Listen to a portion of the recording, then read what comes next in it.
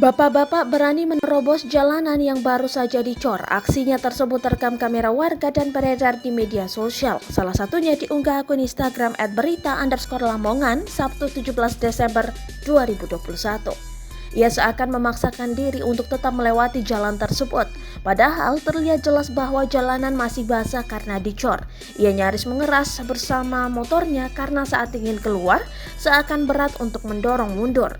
Seorang pria akhirnya membantu si bapak. Sang perekam pun terdengar menertawakan aksi bapak tersebut. Pada kolom komentar, seorang warganet mengatakan jika di sekitar lokasi telah diberi palang peringatan, namun pria itu masih nekat menerobos.